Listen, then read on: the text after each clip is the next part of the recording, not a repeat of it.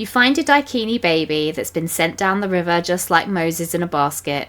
But you're just a Nelwyn, a hobbit-like being with a peaceful existence and no urge to go off on an epic adventure. Well, tough, because adventure has picked you and you've been entrusted to protect this child, become a fully fledged sorcerer, and overthrow an evil sorceress. That's right, ladies and gentlemen. Today we'll be looking at the 1988 epic extravaganza that is Willow. Are we having theme music? Like, how do we... Is it just start with us talking? Yeah, Dave's gonna do us some, a jingle, I think. Dave. Nah. Danielle. Two Limes and a Lemon.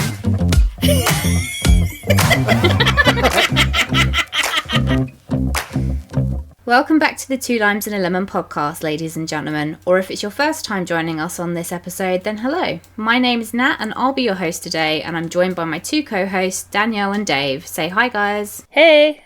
Hello. Now, if you're joining us newly today, then you have come in on the last episode of our 6 Degrees of Separation series, where we've been connecting movies together by cast, director, themes, or even production similarities.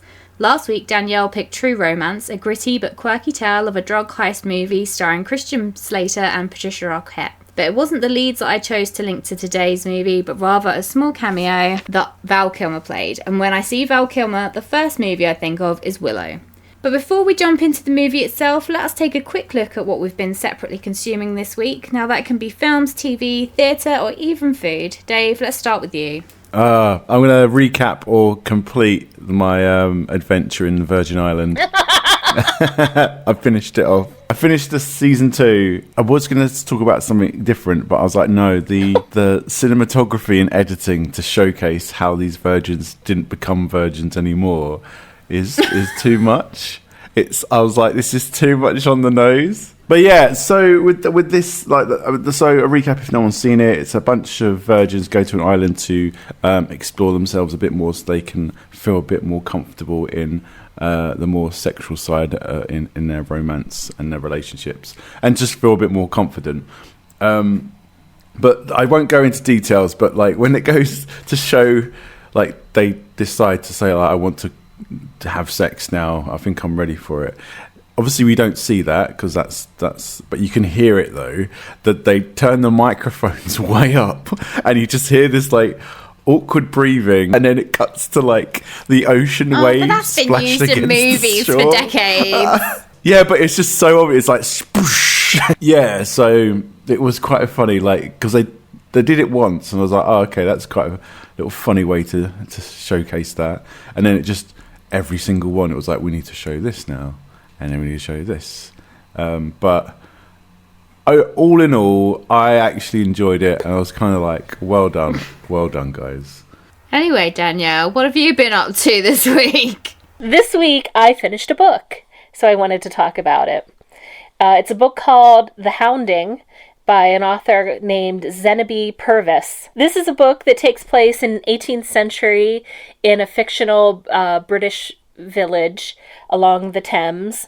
It's about 5 sisters. A rumor starts in the town that these sisters can turn into dogs. You never get the perspective from the sisters, but it's told from multiple perspectives of people in the town, and has themes of the way rumors can spread and blow up into something different, a fear of female independence, a fear of otherness. I really enjoyed it. It was a little slow to get started because there were so many perspectives. You had to start anew at each chapter in the beginning, getting set up of who this person is and what the setting is. But once I got into it, and once the rumors started, it really took up pace, and it was a quick read. I really enjoyed it. Yeah, something that it reminded me of is there was a book and a film that came out probably 20 years ago or so called The Virgin Suicides that Kirsten Dunst was in the movie. Yeah. And it's a similar sort of setup where it's the story of those sisters, but you never get their perspective. So you never really know what's real and what's not, because everything is subjective. Natalie, what have you been up to? Well, this week I have been watching a new show on Amazon Prime called Off Campus. Oh! I finished The Boys and I needed a new show, so I keep seeing people raving over it on Instagram. It's definitely not my usual sort of viewing. It's like a college drama series about like the usual trope of like a fake relationship to make somebody else jealous, but obviously the leads end up falling in love. She's an aspiring composer and he's like an ice hockey player. I don't know why there's like so many ice hockey things coming out at the minute. Oh, people love hockey now. Yeah, it's like everywhere. But yeah, he's like living in the shadow of his father, who is a famous ice hockey player as well. But yeah, it's quite sweet. It's a High School Musical. It's no music. Well, no, actually, that's not true because she does sing because she's a composer. Yeah, it's sweet. I'm on episode 5. I think there's like 8. I wouldn't say it's the best show I've ever watched, but it's definitely, while I've been like editing and things, it's been on in the background. There's been like a real memeable moment from like a party scene where the two characters are dancing that I've seen all over the place this week. Yeah, it just like there's so many clips that I keep seeing, and usually I'm like, oh, it doesn't look like my thing, but I was like, you know what, I haven't got anything at the minute now that like I've finished my Pursuit of Jade, like 40 episodes, and I finished The Boys, so I'm like, oh, I'll just try anything at this point. I will say you guys both have inspired me to start rewatching The Boys because I only got 2 seasons into it and I thought I don't want to jump right to the final season, so yeah. I'm going to slowly catch up and watch that again. Well, this week we're going to be looking at Willow, one of my favourite fantasy movies as a kid. I remember having the VHS and I watched it a lot, but if you haven't seen Willow, then what's it about? Well, first of all, you better go watch it, because it is a classic that everyone should see at least once. Just know it's a long one with about a 2-hour runtime, which I forgot. And it's on Disney+. It is on Disney+, not like the series. Yeah, we don't talk about that, apparently. We'll be talking about that a little while in. But for those that need a recap, here it goes. Willow is played by Warwick Davis, who is a Nelwyn, which is a bit like a hobbit.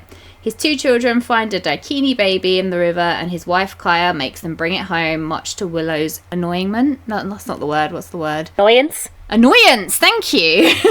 Yeah. But when hounds ransack the Nelwyn village, clearly looking for a baby, then Willow and some other Nelwyns head off with the baby, trying to find the first daikini to hand it to and get rid of it.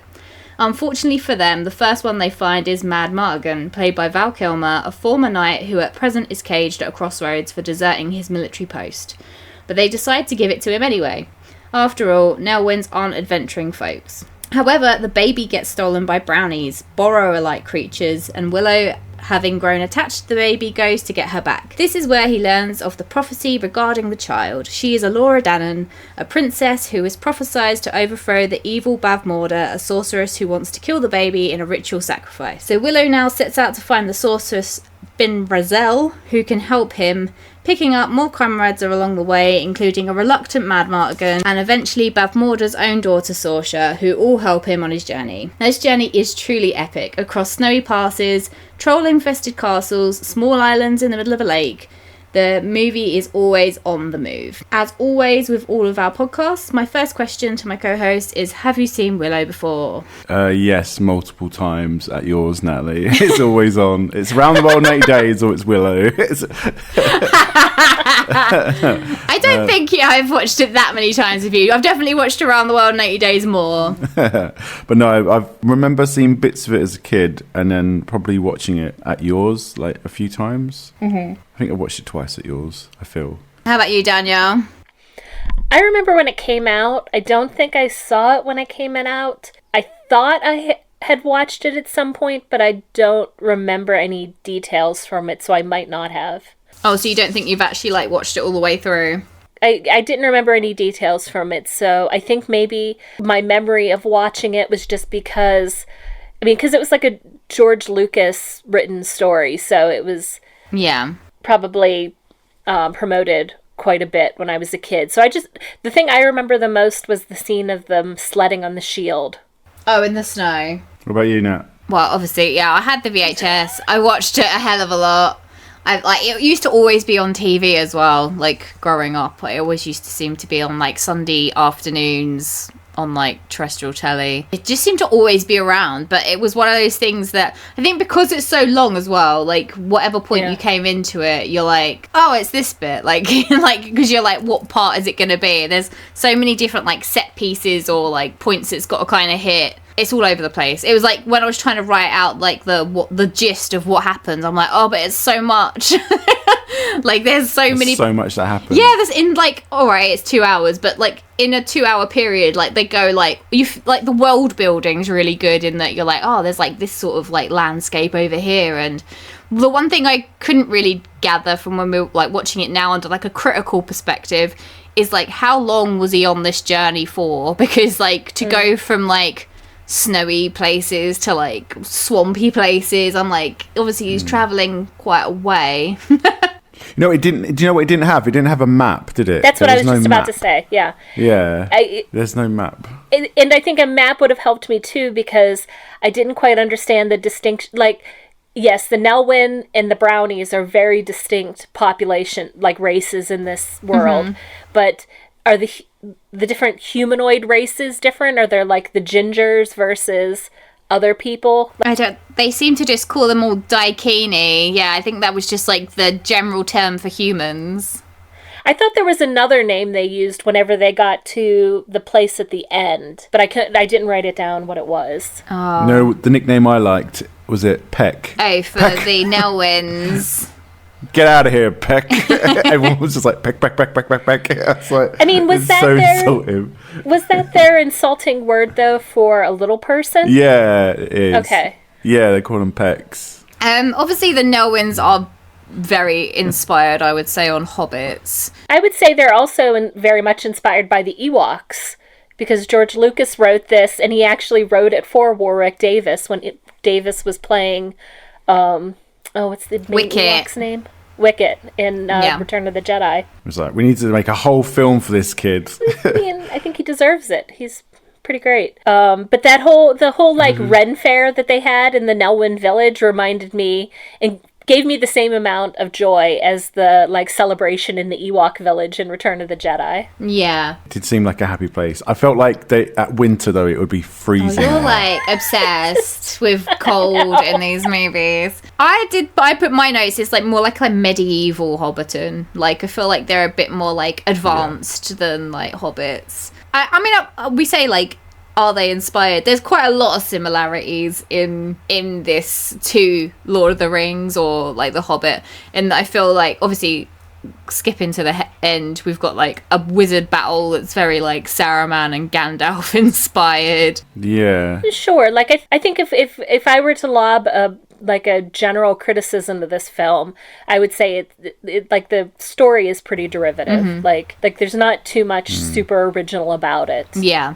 There's like a shot of Willow and what's the lady called? Fin Raziel.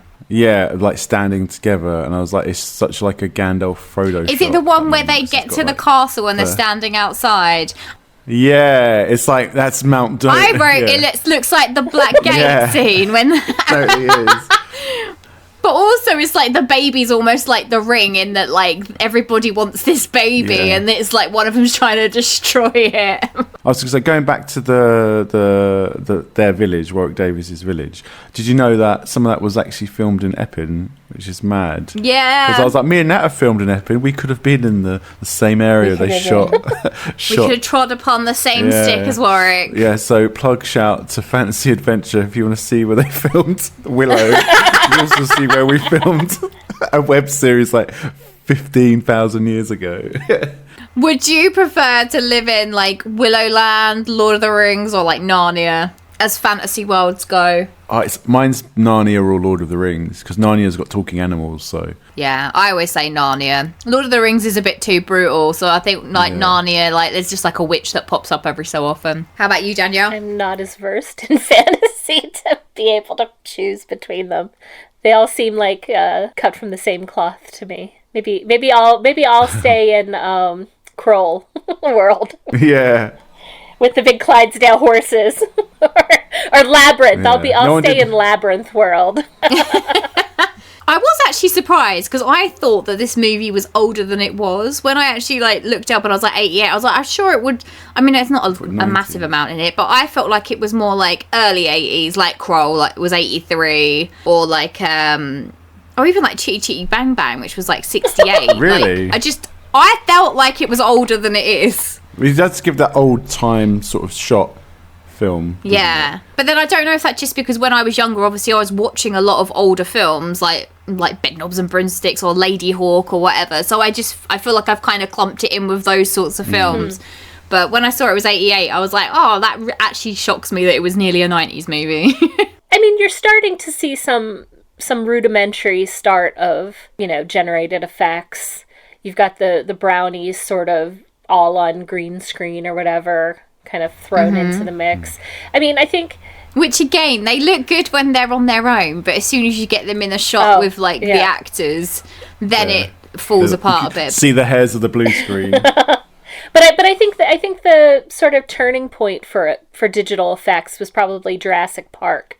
And what was that, like 93 or something? So I think everything prior to that looked sort of like this. Like, there was stuff that was pretty passable, and there was stuff that by today's standards is kind of hard to watch because it's so obvious. I think it's because it's like due to that sort of that they're still using those stop motion armatures, like with the dragon, for example. So that weird bird thing morphs into that dragon, and then especially also with those morphing shots where she's like, I'm a goat, I'm a tiger, I'm a dolphin, I'm this. It's like they're using that new technology, but it's still, again, just getting used to that and trying it out. But and then look back then, it must have been, oh, it looks cool, but nowadays you look at it and go, okay. But for me, that stuff didn't. I kind of thought par for the course for that. I think the brownies was the only effect that really stood out, and I think.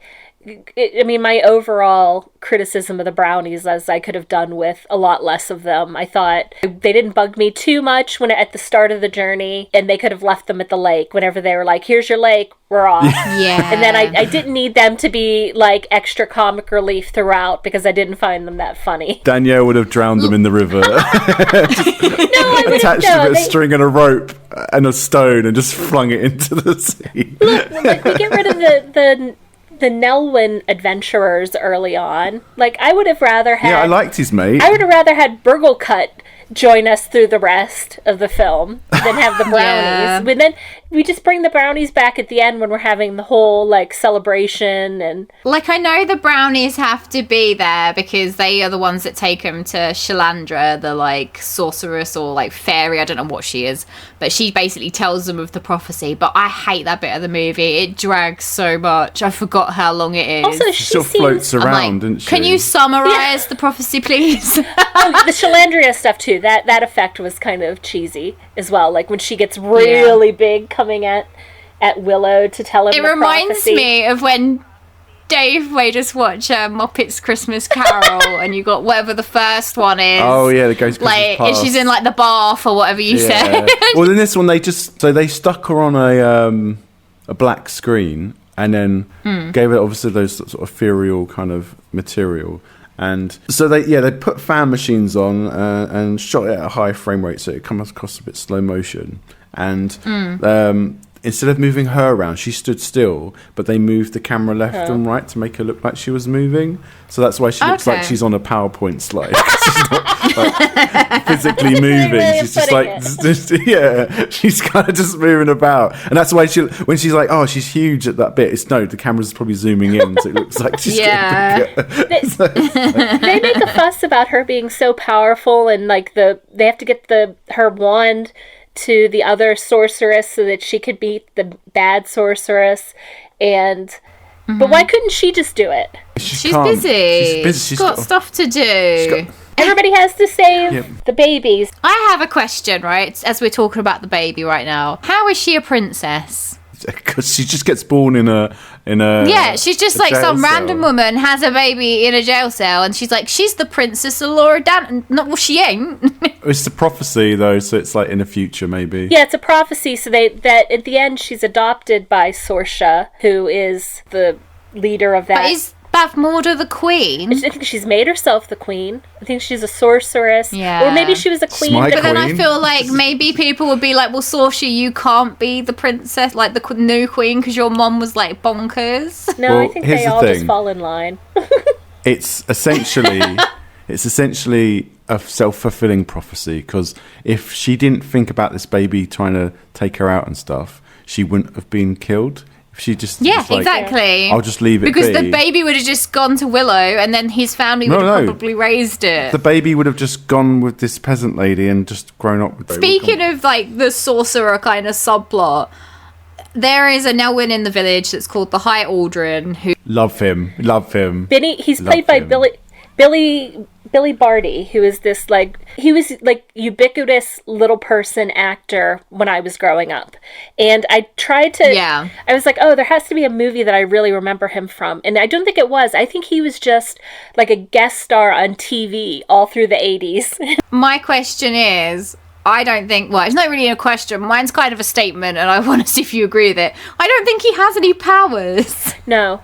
I think he made that thing turn into a bird. Yeah, didn't he? Yeah, but the bird goes the wrong way, so it's like he's almost like a magician that's just like pulled a bird out of a hat because he's like follow the bird, and then Burglecot's like it's going back to the village. I'll ask the bones. The bones don't mean anything. And he asks the bones, and then he's like I can't. And then he basically asks Willow what he wants the bones to say. So I was like, yes, actually done any magic. Praise the bones. I mean, I think this film was really extraordinary in like how many little people it employed, and the fact that it wasn't a thing.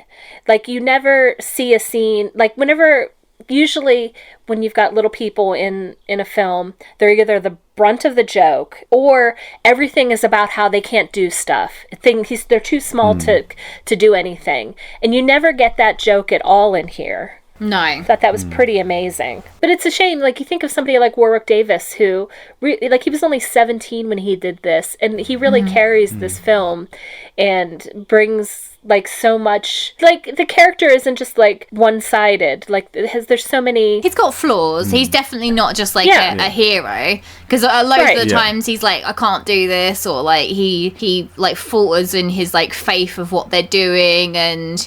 he is definitely like multifaceted, the character. Yeah. I did feel though that most of the acting was very hammy. Everyone was overacting. I felt like there was a lot of but it's supposed to be kind of over the top, so I kind of let it slide. Yeah, I feel like a lot of fantasy does that anyhow. Like everything is I agree. Fantastical.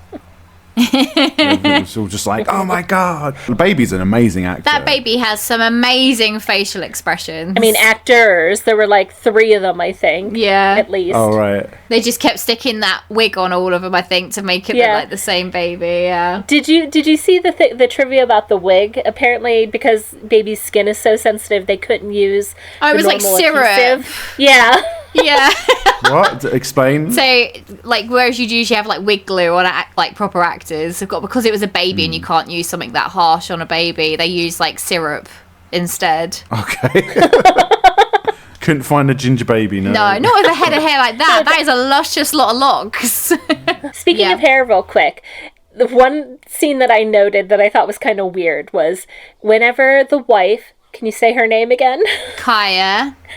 Whenever Kaya gives him a braid to like as for like good luck to go on, it's clearly not her hair. It's like a gray braid and her hair is like blonde brown. It's from somewhere else, Danielle. It's from somewhere else. This is a Disney film. But also, most people, like, give a lock of their hair. She's, like, cut the whole thing off. He's like, I've got to pack this. It's going to take up loads of room in my backpack. You've overcumbered me now. He just drops it along the way. No, it was probably in that bag with those acorns, those magic acorns. Yeah. When they come back at the end, her hair hasn't grown that much. So I'm like, either she likes the bob or they haven't been away that long. I believed them both as a couple. Yeah. I thought they were really good. They're really sweet. Yeah, they're hugging each other. She's ignoring him and like, I'm grabbing the baby. See you later. Apparently she was 35. He's 17. She was 35. Oh, Jesus. Okay, never mind. I feel like this movie used to be a PG as well. Like, I'm sure my tape but now it's like a 12A or whatever. Oh, really? Well, no one got their like head sliced or anything. All the action scenes very much like they get stabbed, but it's kind of like sliced, but no one's actually there's no blood. Full on. And the worst one's probably, is it Kale? The guy with the skull mask, and Skeletor. At the end Val Kilmer like impales him onto his own sword, sort of thing. Kicks him off the edge. But But yeah, action sequences. I feel like it's like very Xena-esque. They're all getting thrown off and stuff like that. But there's no like, you don't see like beheading or impalement. And stuff. You see a little bit of that, but not enough. It's like below the camera shot, so you can see it happening, but it's not. No, you know it's happening, but you don't see it happen, kind of thing. Did you have a favourite fight scene? I'd say the cart, because it's like just the two of them on the move as well as like it's like a fight car, scene. It's like a car chase, but medieval time. Oh, I like the final fight because it had the trolls too. It had the trolls and like the two-headed monster, and there was a lot going on in that scene, I thought. Yeah, I like the Tira's lean fight with the trolls. I love the like claymation effect of when he turns the troll into like a blob, and then it as the things start coming out of it to then turn it into the dragon. Yeah, if anything, that was the goriest thing that we saw. It was like a bloody brain almost with two heads coming out of it. I thought, why is that the magic? Like, why is that the thing that you use to fight the troll guy? The trolls were also like. Again, you two read a lot more fantasy than I do, and if I hear the word troll, I'm thinking of the thing in Harry Potter. Is this any way that like close to the way troll? The thing is in Harry described? Potter reminds me of what I would call like a cave troll, An ogre. Yeah, when you play like Oblivion or Elder Scrolls, this movie is more like what the trolls look like. Like hairy mountain creatures. I did like how when you first see them, they're like crawling up in like underneath, like on the underneath surface of a bridge and things. I thought that was pretty cool. And also genuinely like, oh, like shocked me a little bit. Speaking of fight scenes, the two like sorcerers at the end just end up like after obviously the special effects, the fire and all that, then you get them just beating the shit out of each other, smacking each other in the face, because she's like, I haven't been a person for this long, like you made me an old woman now, so smash right in the face. And she's like, oh, it just turns from like fantasy fighting to just a full-on like boxing match. I did write down in my notes that their fight was more epic than the Saruman Gandalf fight. I was like, because they actually use proper magic. They're not just like breakdancing. Like yeah, they fling each other around. And although she could not keep a handle on that wand. yeah, that one does go everywhere. Out of her. And I was like, why has she got like a random spike wall in that room that she's gonna like push her daughter into at one point? Oh yeah. Oh right. And like when she gets like the architects in, she's like, and this wall over here, I'd like this to just be spikes, just in case there's somebody in here that I'd get annoyed with. I'm really good at levitating and throwing people, and I feel like this will work to my advantage. Just a one statement wall, spikes. Yeah. Danielle, did you have a fashion moment of the week? Because I had one. My favorite, honorable mention is I really liked Willow's tunic. I thought it was a real pretty, bright blue. It had kind of neat details. It had like a floral trim around the cuff that I really liked. Yeah. Yeah. Sold him as the hero adventurer. But my favorite fashion moment is whenever Mad Mardigan, played by Val Kilmer, who we haven't really even touched upon, even though he's the lead villain in this film. We keep encountering him along the way. We've just found him again with a married woman, and she's trying to hide him, and so she puts him in a dress and he becomes Cousin Hilda. But that's not the fashion moment. What he does with it is my fashion moment, is he like turns that dress into like a pair of like harem pants. So like through the next half of the film, he's walking around with this dress that has been tied up between the legs, his bare chest exposed, and it's sort of a fun sort of mauve, purpley, pinky color. Yeah. My favourite was when Sorceress Bavmorda comes out to do her ritual. She's wearing like a robe, but underneath it she's wearing like mummy bandages. Oh, yes.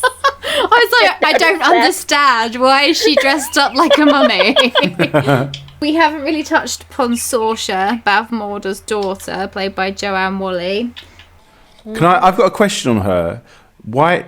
How does she fall in love with Mad Mardigan? Like, what's the That is exactly point? my question as well. Because yeah. obviously they have a love potion at one point that the brownies put on Mad Mardigan, and he then professes... Okay, can we pause here real quick? Yes. Why do the brownies have this thing of love dust? It's fairies. Because they need to use it in the plot in the future. Yeah. Okay. I don't think there's any reason for them to have it. It's just a plot device. It seems like a real strange thing to have. Yeah. Especially in a position that it 'cause they're accidentally like hits people all the tricksters, time. aren't they? So they trick people and enjoy it. So it's just like a little thing. Oh, okay, Yeah. all right. Okay. Anyway, sorry, Nat, yeah.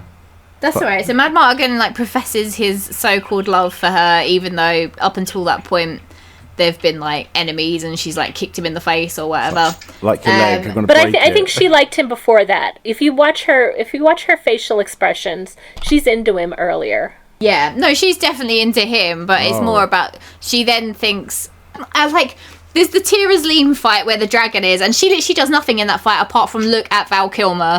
Like every shot, She makes out with him. at Yeah, one and then point, when too. she could, and then it's like I've changed my sides. My question is, if Mad Mardigan wasn't in that picture, would Saoirse have come to the right side, or would she have stayed loyal to her But mother? she doesn't say like, "Oh, I better betray my mum now." It's sort of like, "Oh, I like this man, so I'm gonna So go with yeah, him." exactly. And My he's not. loyalties have changed. And his loyalty is kind of just like, "Oh, I just want to be free.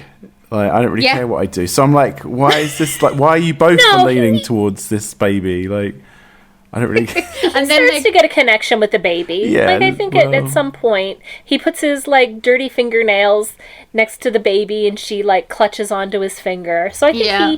he came around. Yeah. Well, I hope probably so, by think they the become her second time. parents by the end of the Yes, movie. Really? yes, yes. Oh, Well, yeah, they But adopt her. I don't remember that bit. I think I was falling asleep. Maybe if we hadn't had Mad Mardigan, maybe they would have met up with Eric, the other, like the ginger soldier again. Yeah. And maybe he could have won her heart. No, not that man. I think she was looking for love. That I think she felt unloved. She was getting no love. Like her mother clearly was like, "Nope, you're part of the army." There was no hugs in that house. the only man she knows is the guy with And she the could- skull face. So Yeah, it's like- exactly. Yeah, she couldn't fall in love with not Jennifer Kale, General Kale, because he's got his like Skeletor mask on at all times. She just needed maybe she. Well, I guess Willow is so in love with his wife, he wouldn't have fallen in love with But her. it's like she turns up at that castle with her army, and they're setting out to kill Mad Mardigan and Willow, and they're like Willow and that have like almost home alone to the castle that when there's like loads of booby traps everywhere. And then at the end of it, when the baby gets taken by General Kale, and then Willow falls over and he's like, "Oh, I've lost her," she like runs over like, "Oh my god, I've got to help Willow." I'm Like on you've your literally side just now. come there to kill him. Yeah. all the soldiers are like, "What do we do now?" And she's like, I'm on this side now. Why? Because I've fallen in love with this man. But Yeah, he's that tried I've to known kill for you. like 2 minutes. He said he wants to break your Val- legs. Yep. 1988 Val Kilmer was quite fetching. Oh yeah. I think this is probably the only movie that I could say that I'm like, oh yeah, I get it. Also, whenever he gets hit by the love dust, he doesn't just like profess his love to her. He goes full Shakespearean. Yeah, there's a lot He's of poetry like involved. sonnet. Yeah. Like the world is dark without you, sort of things. So now they've got all the team together, we will talk about them getting to the Bavmorda's castle and all of the plot holes in this little section of the movie. Just happens at Obviously, one they big go. get there and they walk up to the door and they're basically like, "We're here." Bavmorda comes out and then she uses her best spell of the movie. I'll let Yeah. Dave take it I from love here. it. She's like, "You pigs." I literally, after I was watching that film, I was in the kitchen cooking my food. And I was just like, "Pigs. You're all pigs." I'm like waving my hands around the kitchen like, "You're all pigs. You're a pig." It's just the best line. She's like, you're not soldiers or warriors. You're pigs." To be fair, when we were saying about how it isn't like a scary film, some of the transformations when they're like half human, half pig are quite terrifying. Best bit is when he's I got thought the half. transformations were quite good. Yeah. Yeah, they are. There's a bit where it's like it cuts across seeing like some people as pigs, some people's faces are pigs, and there's like one guy who's got the pig bottom half like kicking the legs, and then his other half is human, and he's like it's just Yeah, like, he's just like on his back with his legs in the yeah, air. like pig trotters. And, like, It's like they get diarrhea first. They're like, "Oh, my stomach." Oh yeah. Oh, my IBS. do you reckon they deliberately made sure that the lady wasn't seen as a pig, like or turning into a pig? She has to be beautiful. Yeah, all the time. Saoirse. They're like, she Saoirse. has to be the pretty princess the whole time. She falls on the floor. No, they did show her with the IBS though. Oh. Yeah. I will say the one thing that they missed out on that I thought could have been quite clever is if they had made the brownies turn into actual brownie-sized pigs. Not piglets. No, they just made Instead, them they piglets. Yeah. Yeah. I would have liked to seen 2 little green screen pigs trying not to get trampled. By the big pig. apparently they were real pigs, and like once they get transformed, they're real pigs, and they had to keep throwing water on them because the pigs kept trying to mate. Oh, wow. They should have just left that in. There's They'd be more like, that's Saoirse and Mad Martigan, those ones. Obviously, Willow then uses his magic to change Finn Rizal at that point back into the form that she's meant to be. Did you have a favourite form that she becomes while, like, because she's like a possum, a crow, a goat, an emu, a peacock, a tortoise, and a tiger? What was your favourite Finn Rizal form? I think the tiger, because it's just Mine too. it morphs weirdly. It's like... It's got like feet, and then it comes out of the feet. Yeah. How I about like you? the possum. You like the possum at the beginning. Yeah, I think just because I couldn't place what sort of fuzzy animal it was. I was like, it's such big eyes, and I think I So used to like the fuzzy looking. goat just because she's all Yeah. like Willow couldn't- when she's a goat. Yeah. Well, I thought her voice would go back to normal when she spoke when she was a human, but I don't know. She was too screechy for me. As an actor. It's just like, we need to do this. I was like, oh, you've seen one fantasy movie, and now you're like, oh, I've got to play it like this.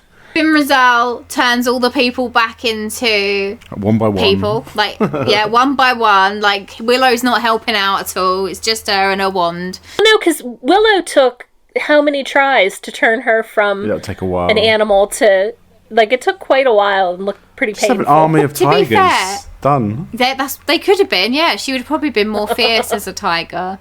My issue is that, well, not my issue. I suppose it's more realistic in the way that you think that by the end of the movie, Willow is going to become a sorcerer, but he literally does not.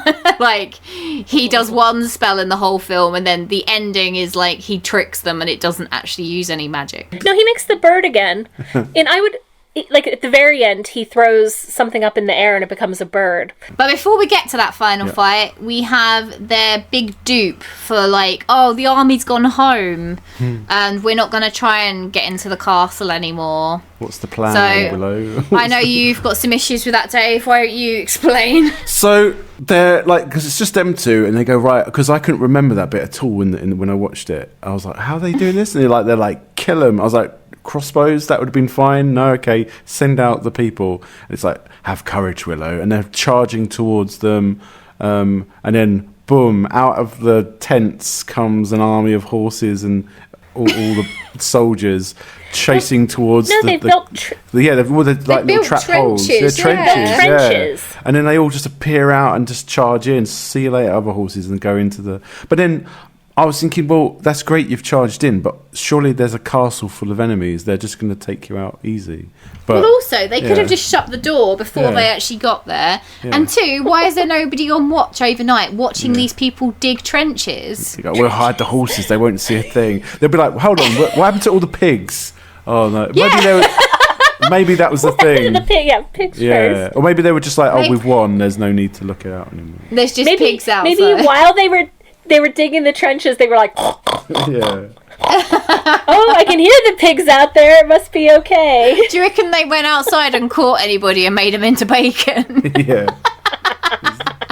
Oh, no, that to me, when I watched it today, I mean, it's always been something that bugs me, but watching it today, I'm like, they've fully got these horses like laying on their sides in some of the scenes under just like a Yeah. tarp. And I'm like, how are they not even seeing them move? Like, they're not going to be that still. But whenever Willow brings up the idea, he's like, oh, in my village, something about them digging underground trenches or something. And I thought, oh, they're going to tunnel to get Yeah. underground to get up through there. No. No, we're just gonna it's not even put that some tarp far. over you, and then yeah. And obviously, the heroes win the day. Bavmorda gets tricked by Willow doing his disappearing pig trick to hide the baby. And then she gets, like, electrocuted by lightning. And then we have a very quick roundup. Straight from that, it's like Mad Martigan comes in, says, well done to everybody, as a kiss. And then it's, we are I assume, weeks in the future, and Willow's leaving, and they're waving him goodbye. Like, there's no epilogue. There's no, like, how are they now in charge of this? And 90s. Yeah. Yeah. No, because it's Willow's story. And at the end, the real climax of that is him getting back to his family. He's such a good dad. He's such a good husband. We have to see him reuniting with his family and his community. And we need to see Burgle Cut get shit on. Yeah. And scene cut credits. So, we come to the end of the podcast and our usual scorings. So, we usually go favourite character, worst character, and favourite scene. If you can hear the ringing in the background, you haven't got tinnitus. You can hear the budgie. Okay, Danielle, why don't you go first? My favorite character, I think Willow by far makes a very good protagonist. Probably my favorite. But if I have to pick, like, you know, the next favorite, because Willow's the easy answer. I liked the High Alwyn the best. I thought he was a lot of fun. I liked how he kind of, you know, everybody thinks he's this great sorcerer, and he's not quite. He has a lot of funny lines that kind of highlight that he's not a very good sorcerer. My least favorite by far was Frangine. All right. Who is one of the brownies. Was brownie number 2. So that Kevin Pollak, who is quite established now, is one brownie named Rule. He's kind of annoying, but not as annoying as Frangine. Frangine has this, like, ridiculous, like, hair, like one of those troll dolls from the 90s. Yeah. And he's got, like, a French accent for no reason. I think it was an American actor playing him. He's got kind of a French accent. How about you, Dave? Okay, so worst character for me was the sorceress lady, Finn Raziel. Yeah, she's just they didn't give any justice to her hair. Bless her. When it's always raining, and she just looked very like, no, I didn't like it. And her voice was very. And after a while, I was like, oh, stop it, please, do something else. Favorite character by far was the midwife. Oh, Jesus! Because listen. She goes on Willow's entire journey in the first 5 minutes. Not only this, because Willow has to get there and get to the castle. She had to escape the castle I see what you with mean. the baby, all on her own. She didn't have, like, sword fighters or anything, and she had to escape the dogs. They were hunting her down from the get-go. They were like, she's just escaped, we've got to get her. So she avoided all of that to get to Willow's, like, where he lives. Well, no, the river takes the baby. Well, she basically got she got basically all the way there, and then put him on a little, like, Moses basket. She put him in a raft, and then was like, good luck to you. Yeah, but then she got mauled by, like, all those wolf things. So I was like, she went on the entire journey on her own. No horseback, no magic. She just had to, like, I want to know her journey, and she's just a midwife. Nat? I have put that my worst character was Finn Raziel, just because she added a lot of drama. Oh, you need to try and do the spell to change me again. And I'm like, Willow hasn't really even got that much power, so you literally could have asked anybody to do it. My favourite character, I went with kind of like my favourite character from when I was younger, and I did used to really like Saoirse. I mean, her reasoning for changing to the good side is probably a little wrong. But she did go against her mum in the end. She was kick-ass. She had, like, a big old beefy sword. Yeah, I just liked her. If I've learned something about Natalie, you like a good redheaded heroine. Oh, I do. Like, when I make a character in a game, it's always a redhead. What is everybody's favourite scene? Just because it was my one memory of it, the shield sled scene I really enjoyed. But I think the scene that it might have been a little too long for what we needed in the film, but I enjoyed every moment of it, was the Nelwyn Fair. At the beginning. And I think because it reminded me of the Ewok celebrating scene as well, I think they brought the same energy. It felt like being in, like, a fantasy Ren Fair kind of thing. How about you, Dave? I love the pig scene. It's my favourite by far.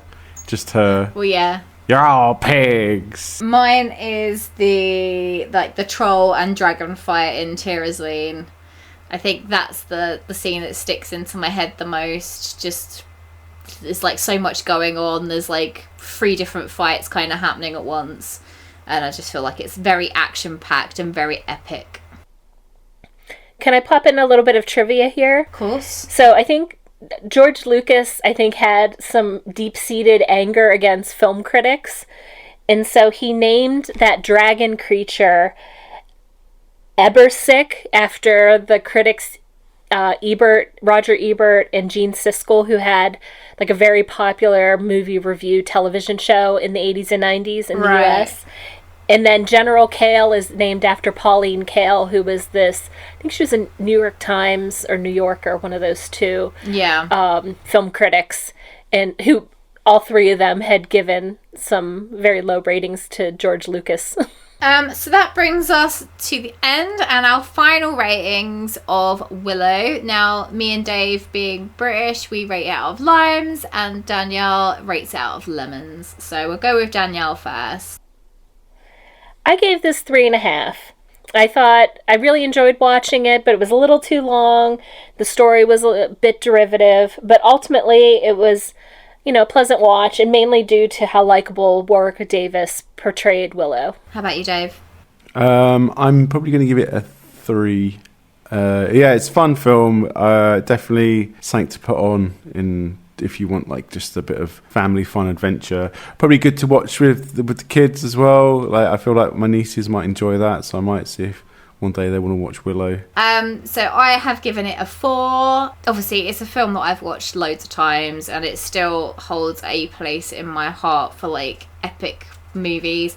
Obviously, I saw this way before Lord of the Rings, but what kind of amazed me watching it now is like they've made what Lord of the Rings did across like 3 films. I feel like the world building is just as good in this, in like a 2-hour film, and you have still got the makings of like a really epic adventure, like in a much smaller scale. But yeah, so that's the end of our 6 Degrees of Separation series. Thank you for coming along with us. I have no idea what we're doing next. We haven't even discussed it among ourselves, so that'll be interesting. We might go back into the woods. No, I don't think we will be. I think we'll be skirting around the woods for a little bit. Straight back into the woods. But thanks very much for listening, and we'll see you next Wednesday. That's a bye from me. Bye from me. Bye.